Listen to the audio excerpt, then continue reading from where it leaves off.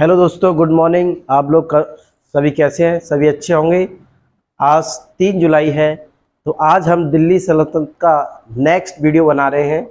देखिए, हमने जो कल पढ़ा था वो पढ़ा था कुतुबुद्दीन ऐबक, लेकिन आज पढ़ेंगे उसके नेक्स्ट आराम शाह। कुतुबुद्दीन ऐबक के बाद आराम शाह आया, क्योंकि जब कुतुबुद्दीन ऐबक की चौगान खेलते समय अचानक मृत्यु हो गई तो वहाँ पर सेना को असंतोष से ऊपर लाने के लिए, कहीं असंतोष में ना आ जाए, उसके लिए वहाँ के तुर्की शासकों ने आराम शाह को शासक बनाया।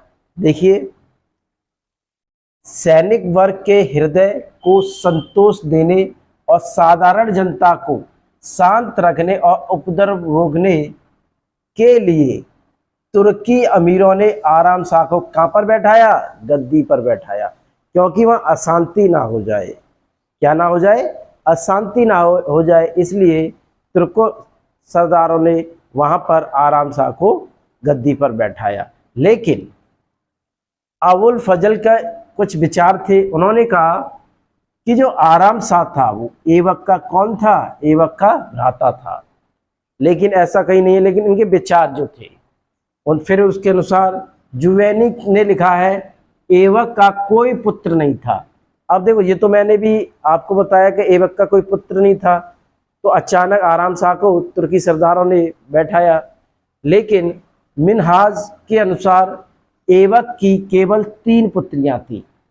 अब उन्होंने कहा कि ऐबक की 3 पुत्रियां थी, लेकिन पुत्र नहीं था, इसलिए कहाँ नहीं बैठाया? शासन के लिए नहीं बैठाया। नेक्स्ट देखिए, आराम शाह एक कमजोर और अयोग्य शासक सिद्ध हुआ। इससे तो सिद्ध होता है कि अयोग्य शासक था और कमजोर भी था।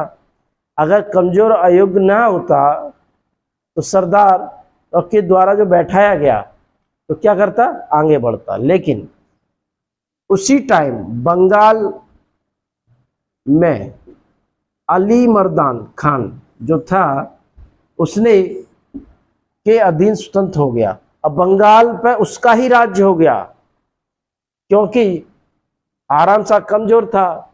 अब वो वहां शासन कर रहा था बंगाल में।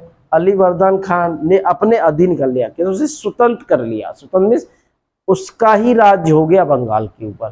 क्यों हो गया? क्योंकि आराम शाह एक कमजोर शासक और अयोग्य शासक था।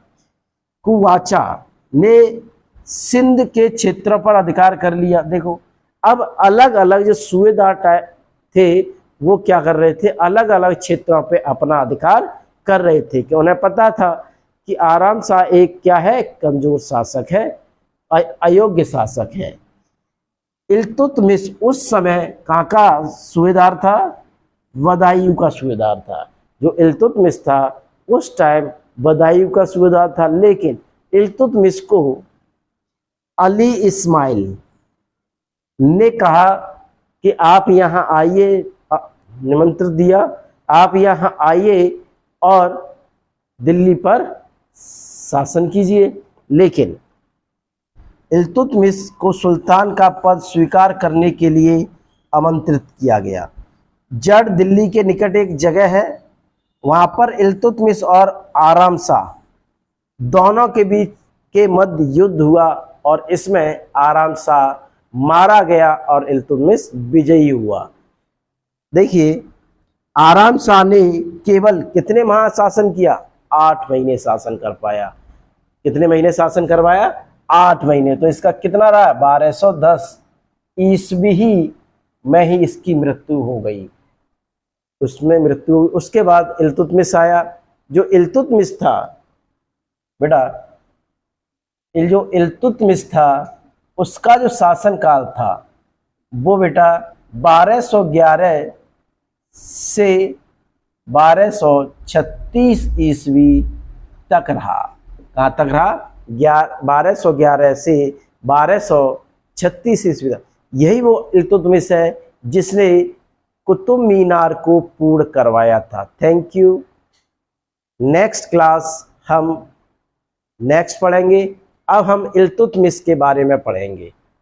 ये आराम शाह गुलाम वंश का कौन सा शासक था? दूसरा शासक था।